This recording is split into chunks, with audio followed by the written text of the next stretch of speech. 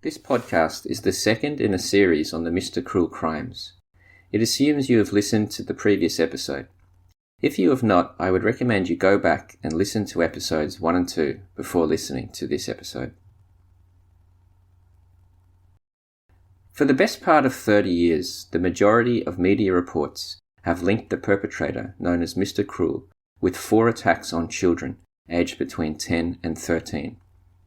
As mentioned in previous posts, these attacks, known as the canonical Mr. Cruel attacks, were the sexual assault of an 11 or 12-year-old girl in Lower Plenty on the 22nd of August 1987, the abduction of Sharon Wills on the 27th of December 1988, the abduction of Nicola Linus on the 3rd of July 1990, and the abduction of Carmen Chan on the 13th of April 1991, and her subsequent murder. However, at different times since 1985, the police or the media have also linked this same perpetrator to another 12 sexual assaults at least. At present, it is unknown if any of these attacks have been definitively ruled out by investigators as being the work of Mr. Cruel. Some of these attacks are as follows. 1. The abduction and sexual assault of a 14-year-old girl in Hampton in February 1985. 2. The abduction and sexual assault of a 14-year-old boy in Hampton in July 1985. 3. The sexual assault of a 30-year-old woman in her Warrandyte home on the 4th of December 1985. 4. The sexual assault of a 30 or 35-year-old woman in her Donvale home on the 6th of December 1985. 5. The sexual assault of a 34-year-old woman in her Bulleen home on the 7th of December 1985. 6. The sexual assault of a woman in Greensboro in March 1987. 7. The sexual assault of a woman in Greensboro on the 8th of August 1987. 8. The sexual assault of a 48-year-old woman in Moonee Ponds on the 10th to 11th of November 1987. 9. The sexual assault of an unknown victim in Hawthorne between 1985 and 1987. 10. The sexual assault of an unknown victim in Brighton between 1985 and 1987. 11. The sexual assault of an unknown victim in Caulfield between 1985 and 1987. And 12. The sexual assault of an unknown victim in Dingley between 1985 and 1987. The Hampton Rapist. Let us analyse what has been said about these attacks in the media and who has linked them to Mr. Cruel over the years. The sexual assault of a 14-year-old girl in Hampton in February 1985 was first linked to the perpetrator known as Mr. Cruel by writers John Sylvester and Andrew Rule in their 2008 book, Rats, Crooks Who Got Away With It, Tales of True Crime and Mystery from the Underbelly Archive. The co-writers wrote only briefly about this attack, stating, quote, "Police had been looking for a man they called the Hampton Rapist, who, they suspected, abducted a 14-year-old from her home in February 1985. They believed the same man was responsible for attacks in Caulfield, Hawthorne, Brighton, Dingley, and Donvale. He was an opportunist who would break into houses looking for money, but who would sexually assault victims if he had the chance. The Hampton Rapist was believed to be the same man responsible for later attacks, including Carmen Chan's. Much later, after thousands of hours of fruitless investigations, police were to conclude there were probably 2 offenders, possibly one a copycat. While some of the Hampton assaults had striking similarities to the later one, police finally established that the first known attack by Mr. Cruel was in Lower Plenty in August 1987. One confusing point about this information is that Sylvester and Rule's book suggests that police later ruled out the earlier attacks, quote, "after thousands of hours of fruitless investigations." Yet this contradicts Keith Moore's later information that some detectives did indeed consider at least 2 of the 1985 attacks in Hampton as being the work of Mr. Cruel. Furthermore, Sylvester and Rule's source is the only one on the public record that has ever attributed attacks in Hawthorne, Caulfield, Brighton and Dingley as being possibly the work of Mr. Cruel, and nothing more is known about any of them. The Donvale attack referred to must be the same one mentioned in the contemporary newspaper articles as that of the rape of the 30 or 35-year-old woman in December of 1985. Scared and scarred schoolgirl. The sexual assault of a 14-year-old girl in Hampton in February 1985 was also linked to the perpetrator known as Mr. Cruel by journalist Keith Moore in his article for the Herald Sun, Mr. Cruel suspected of at least a dozen attacks on children, dated the 12th of April 2016. In the article, Moore stated, quote, "One of the incidents police believe may have been one of the first Mr. Cruel attacks involved a 14-year-old girl who was abducted from her Hampton home in 1985. She was tied, gagged, and blindfolded before being driven to a vacant building site and assaulted. The scared and scarred schoolgirl was dumped at the nearby Moorabbin Bowl on the Nepean Highway at 2:10 a.m., nearly 5 hours after being kidnapped." I cannot find any reference to this crime in any major Melbourne newspaper, nor any local newspaper from the time period. The 1985 survivor, in her statement, believes the assailant ejaculated in her and swabs were taken. Another reference I have found to this crime was in Adam Shand's documentary Australian True Crime Stories, Season 3, Episode 7, which appeared on the Nine Network in 2019. Quote, "As I mentioned earlier, Mr. Cruel could be connected to up to 12 assaults. I've spoken at length to Mr. Cruel's first documented victim from 1985. Understandably, she doesn't want to talk on camera, but she did relay what he said to her during the assault. Quote, 'My liberty, my freedom is more important than your life.' This is very telling when viewed through the lens of the Carmen Chan murder. In the mid-1980s, DNA testing was in its infancy, and poor forensic work in the early cases dramatically impacted later investigations." The scene then cuts to an interview with Keith Moore, who states, quote, "Quite a lot of the original witness statements from 1985, 86, 87 that David Sprague desperately wanted were never able to be found. In one case, I think it was his first victim, had been tied up. The rope was retrieved, but the rope had been put into a plastic bag. Whilst he got very good at covering his tracks, common sense suggests you don't start off that good. If he was ever going to make mistakes, it would have been in those early days. That rope could have had his DNA on it, and the Spectrum Task Force were mortified when they couldn't find the rope." The documentary then cuts to a visual of a plastic bag marked with the title "Police Evidence" and a hand belonging to an unknown person picking it up and taking it out of the scene. It is not clear what the producers of this film were implying by showing this visualization, but it certainly seems to hint at some sort of conspiracy. The scene then cuts back to Adam Shand interviewing former detective Chris O'Connor, and Shand states, quote, "The 1985 survivor, in her statement, believes the assailant ejaculated in her and swabs were taken. Do you think if they are around they could still be tested?" Chris O'Connor replies, quote, "They could certainly be matched if they're still in existence."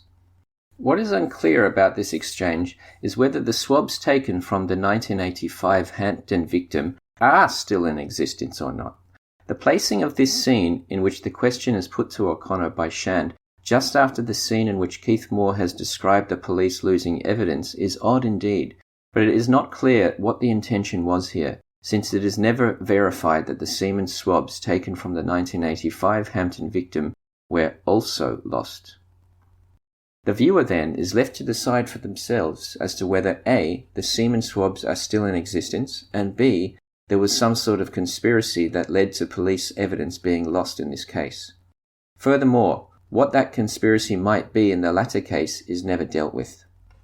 Neither Keith Moore's article nor Shand's documentary state what month in 1985 the attack on the 14-year-old girl occurred, but we can deduce that it occurred in February 1985 because Moore's article states that the next attack attributed to Mr. Cruel, that of a 14-year-old boy, occurred, quote, "on July 1985, 5 months after the attack on the 14-year-old Hampton schoolgirl," end quote. And this matches up with the date given by Sylvester and Rule in their own discussion of the same attack. "He was held captive and assaulted in unknown premises for just over 3 hours." Keith Moore, in his article for the Herald Sun dated the 8th of April 2016, goes into detail about an attack on a 14-year-old boy that also allegedly occurred in Hampton in 1985. Quote, "Another unsolved attack in Hampton, Bill's stamping ground at the time, bore many of the hallmarks of a Mr. Cruel attack, except it was on a 14-year-old boy. Experts say with such offenders it is often more about control and power over victims rather than that of the sex of the victim. The schoolboy was abducted from his Hampton home about 8:25 p.m. on July 1985, 5 months after the abduction of the 14-year-old Hampton schoolgirl. He was held captive and assaulted in unknown premises for just over 3 hours before being released in Caulfield South about 11:45 p.m. End quote. The person named Bill here is the pseudonym Keith Moore gave to one of the main suspects in the case, who was later named by Channel 9 as one, quote, Brian Allen Enkler. This, however, was a mistake, as his actual surname is Elkner. Also, Moore was incorrect in stating that Hampton was, quote, Bill's stamping ground at the time. In fact, Elkner had already moved to Thornbury in March of that year, but more on that in a later post. Again, I could find no reference to this attack in the newspaper articles of the day, either in local newspapers or The Age, the Sun News Pictorial, or the Herald. Addendum. In a November 2020 interview with Matt Dunlop Media, retired detective Ron Iddles talked briefly about some of these earlier attacks. When questioned about the earlier attacks, he stated, "On one of the occasions, it's a vacant house which is up for sale. Now, there was no forced entry, so how did he get access? And then there were questions about, well, could he be a real estate agent? But the way in which he cleaned up, the MO is nearly identical, so that's why they were put in, I guess, a basket to say, well, he might have started back in 85, and you're looking about every 6-8 months for an attack. So they were very, very similar." End quote. It is not clear which of these earlier attacks Iddles is referring to here. However, the fact that he states that there was no forced entry seems to rule out the attack on the 14-year-old boy, as Moore stated that attack occurred at, quote, unknown premises. Rather, Iddles' description seems to match up with that of the attack on the 14-year-old girl, which was the attack that Moore described as occurring at, quote, a vacant building site. But this cannot be 100% confirmed. A 30-year-old woman from Warrandyte was raped by a man who confronted her in her bedroom. The next non-canonical attack which has been attributed to Mr. Cruel, and for which we have a date, was the 4th of December 1985 rape of a 30-year-old woman in Warrandyte. The first article to appear in the press about this attack was the 9th of December 1985 article in The Sun titled New Silver Gun Terror in Rape by Michael Reed. The article reported about a group of 3 rapes that had all occurred within the space of 4 days in the eastern suburbs of Warrandyte, Donvale and Bulling. The comment about the new silver gun rapist was a reference to a previous rapist, Peter Vitos, a man who had terrorized the eastern suburbs in the late 1970s and had been sentenced to a long prison term in 1981. He had used a silver handgun in his attacks on women, and it appeared that this new attacker was doing the same thing. On the Warrandyte attack, the article stated, quote, on Wednesday night, a 30-year-old woman from Warrandyte was raped by a man who confronted her in her bedroom. The man wore a balaclava and was possibly armed with a sawn-off shotgun. He was aged 30 to 40, about 180 centimeters tall, broad-shouldered and medium build. The man, armed with a gun, appeared from a walk-in wardrobe while the woman was getting ready for bed. The next day, on the 10th of December 1985, the Doncaster and Templestowe News published an article with no author listed titled, Police Seek Man After Rape. The article was only about the Warrandyte rape and did not mention the other 2 that occurred the same week.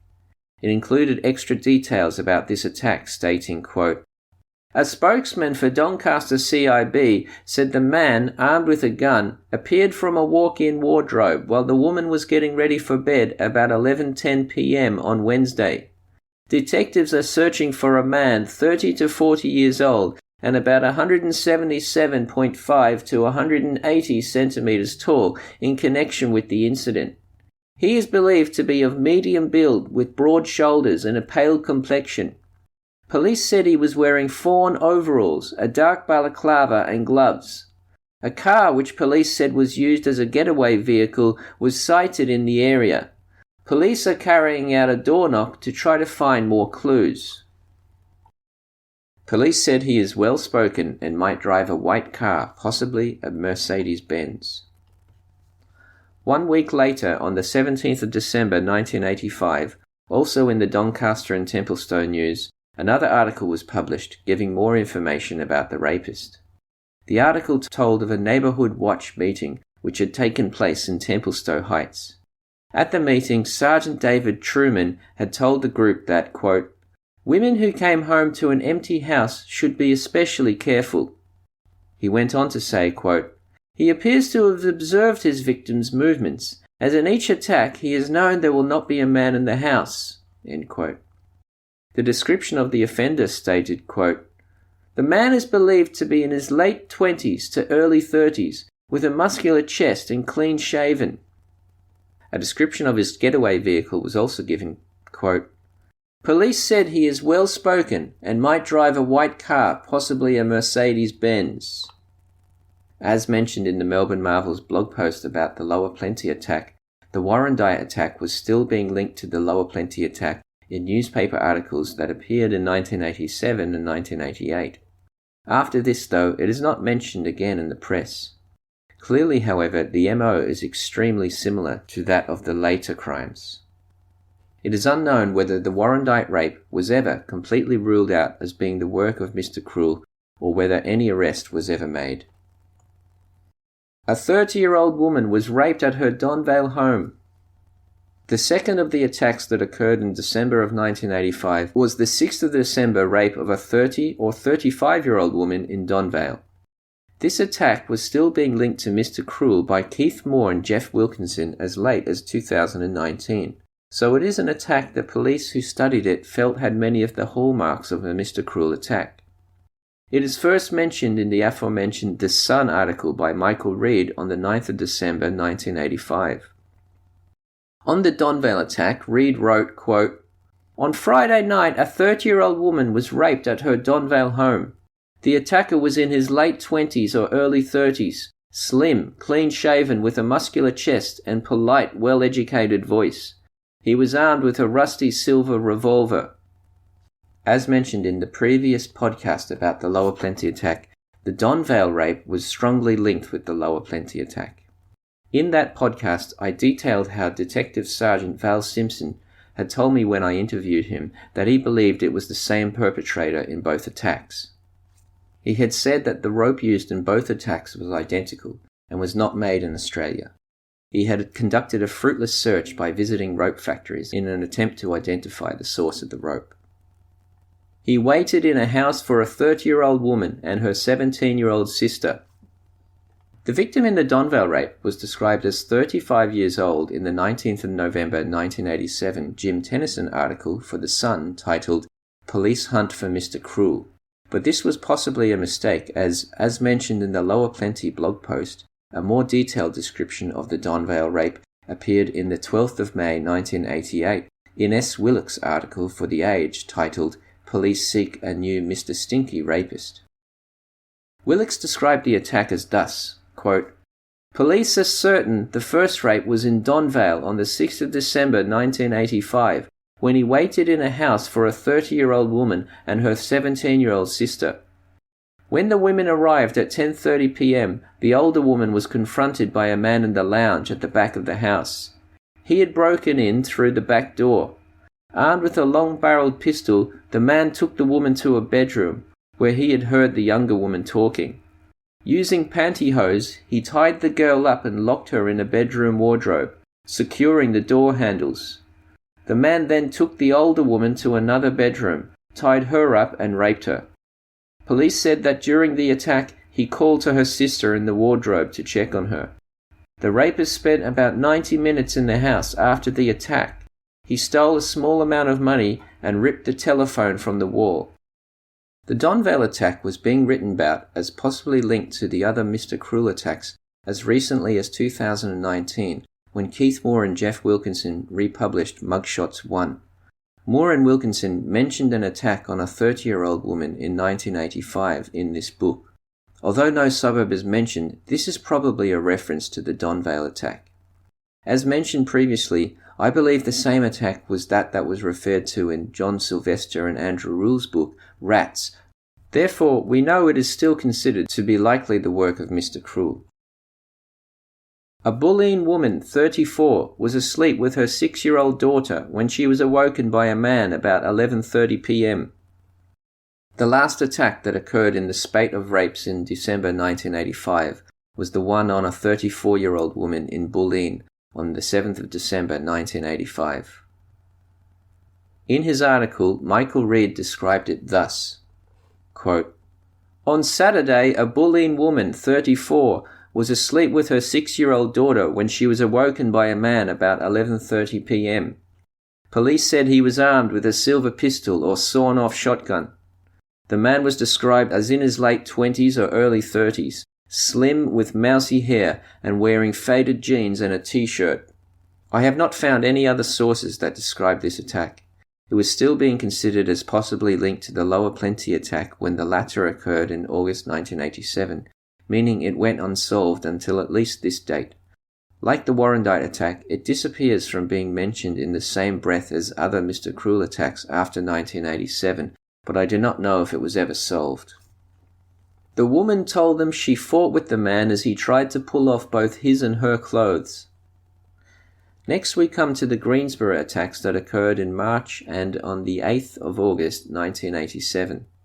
These offences were first written about by Sally McDonnell for the Diamond Valley News on the 25th of August 1987 in an article titled "Would-Be Rapist May Strike Again, Police."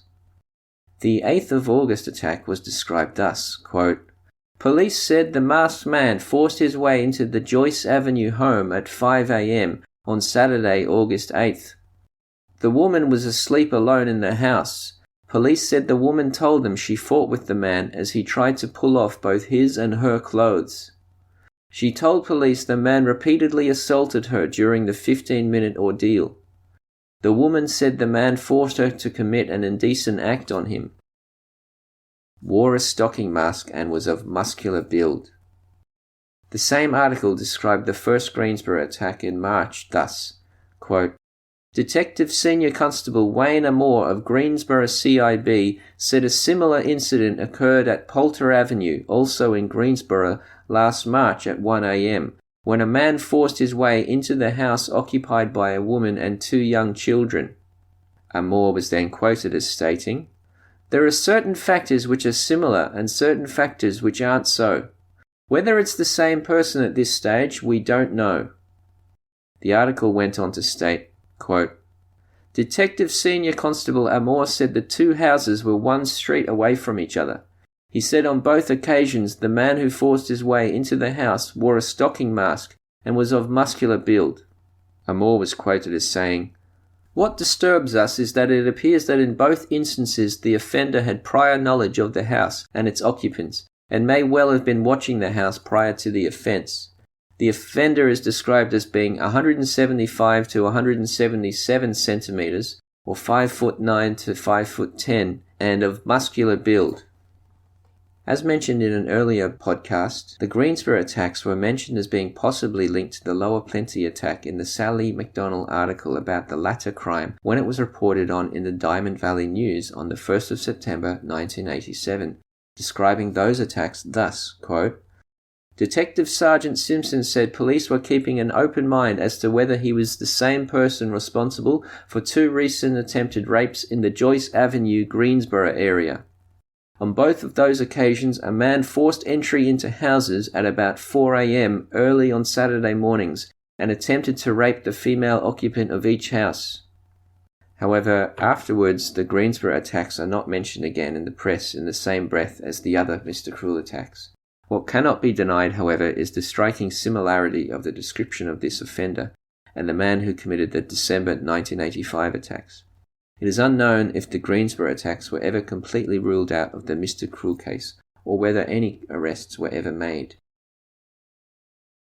Threatened her with a knife, bound and gagged her, and then raped her. I covered the Moonee Ponds attack quite extensive in the podcast about the Lower Plenty attack, because they were strongly linked at the time and occurred within 3 months of one another. It was first reported about under the title Police Hunt for Mr. Cruel by Jim Tennyson in The Sun on the 19th of November 1987. Tennyson said that the offender in this attack broke into the home of a 48-year-old woman and, quote, threatened her with a knife, bound and gagged her, and then raped her. The man then stole her bank card and went to a bank in Moonee Ponds, where he withdrew $300 from her bank account. He had then returned to the woman's house and, quote, sexually assaulted her again before leaving in the early hours of last Wednesday morning. Park Street or Clarinda Road. On the 25th of November 1987, an article by Nadine Hartnett said that the attack occurred at, quote, 10 p.m., before describing the attack in the same way as was in Jim Tennyson's article. However, more information was given on the location and the description of the attacker. He was described as, quote, a slim man wearing pale blue jeans and, quote, could have been seen near Park Street or Clarinda Road between 9:30 and 10 p.m. on November 10th, or at the Commonwealth Bank in Puckle Street near Pratt Street between 1 and 1:30 a.m. the next morning. He admonished the woman and raped her again. The next article to cover the Moonee Ponds attack in detail was by Ines Willix for The Age in an article titled Police Seek a New Mr. Stinky Rapist on the 12th of May 1988. He stated that the attack occurred on, quote, the 10th of November 1987. The man broke into the house at 9:20 p.m. Notice this is different from the time of 10 p.m. given in Nadine Hartnett's article in the Essendon Gazette, and used a knife to threaten the 48-year-old woman who lived alone. She was sleeping when she was attacked. The rapist did not turn on the lights. He tied her up with nylon cord, which is not available in Australia, and then raped her. He emptied her handbag and took her automatic teller machine card. Police are certain he planned the attack because he walked almost a kilometre to a bank with an automatic withdrawal machine. He withdrew $300 from the woman's account and walked back to the house. He was away about 45 minutes. During that time, the woman freed herself of her gag and called for help. When the man returned, he admonished the woman and raped her again before ripping out the telephone and leaving. The woman's ordeal lasted more than 4 hours. Mr. Cool? In a long article for The Age titled Brutal Abductor Breeds Fear with Cruelty, published 3 weeks after Carmen Chan's abduction, Anthony Catalano claimed that a police task force set up after the Moonee Ponds attack dismissed it as not the work of Mr. Cruel. This is strange indeed, as recently as 2019, Xanthi Mallet, in the chapter of her book, Cold Case Investigations, that dealt with Mr. Cruel, was asserting that the Moonee Ponds attack was the work of Mr. Cruel. Catalana also offered a speculative origin story for the term Mr. Cruel, claiming that it was coined when police initially thought the identity of the attacker of the 48-year-old former nun and the Lower Plenty victim were one and the same. They had, he claimed, called the perpetrator in the Lower Plenty case, quote, Mr. Cool. So when Chief Police Commissioner for Crime, Mr. Vaughan Werner, described the perpetrator in the Moonee Ponds case as cruel, the name Mr. Cruel appeared as the headline the next day in the Sun article by Jim Tennyson about the rape. However, I can find no source that backs up this story as being fact.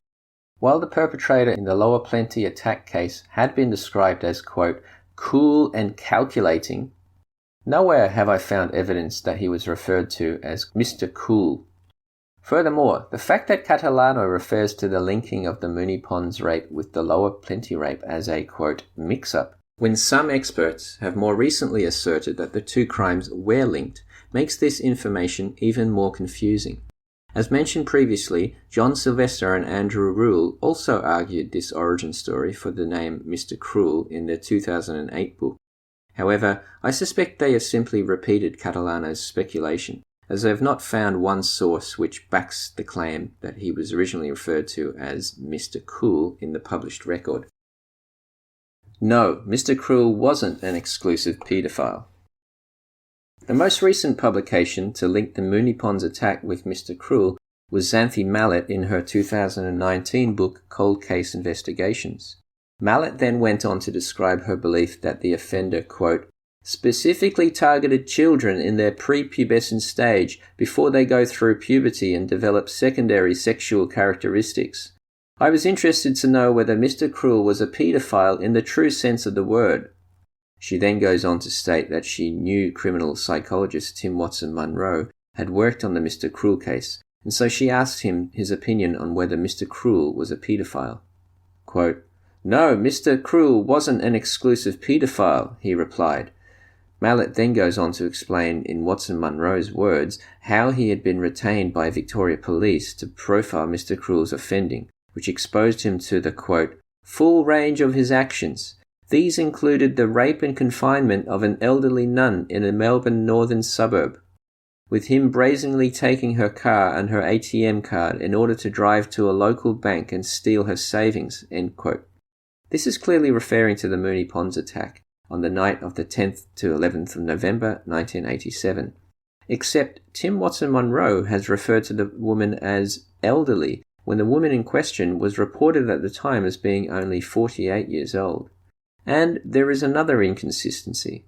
According to Mallet, Watson Munro told her that the offender stole the woman's car and drove it to the bank. However, in S. Willicks's article from the 12th of May 1988 clearly stated that the offender walked to the bank before stealing the woman's savings. Mallet also said that Watson Munro told her the woman was a nun. Anthony Catalano's 4th of May 1991 article, which mentioned the Moonee Ponds attack, stated that the woman in question was a former nun. Catalano also claimed that police had ruled out the attack as being the work of Mr. Cruel. One can only speculate that Mr. Watson Munro may have remembered this case incorrectly. It is possible, of course, that the police publicly stated that the woman was only 48 years old, so as to protect her true identity from being revealed publicly, as the police were known to do this in the 1980s. Whether the woman was a nun or a former nun, however, I do not feel like I can speculate on. 4 mysterious attacks. Lastly, we come to the 4 mysterious attacks on girls and women that, according to John Sylvester and Andrew Rule's 2008 book Rats, occurred between 1985 and 1987 in the suburbs of Hawthorne, Caulfield, Brighton and Dingley. Unfortunately, I can find absolutely no reports of these attacks in any of the contemporary newspaper sources. All we know is that some police believe that they were possibly the work of Mr. Cruel. Perhaps more will be revealed about these attacks at some point in the future. If you have gained something from this podcast, please consider donating to my Patreon to cover the costs I have incurred in researching it. And I would like to thank Taylor Lyons for becoming a subscriber to Melbourne Marvels. Thank you very much, Taylor. You can find my account on Patreon by searching for Melbourne, as in the city, Marvels. Please view the Melbourne Marvels website for a record of all the sources I relied on in producing this episode. You can find that at Melbourne, MELBIN, marvels.com. There you will also find links to all my socials on Twitter, Facebook, and Instagram. If you prefer to use YouTube, you can listen to all these podcasts there at my channel, Melbourne, spelt like the city, Marvels. And don't forget to subscribe to Melbourne Marvels on your favorite podcasting app.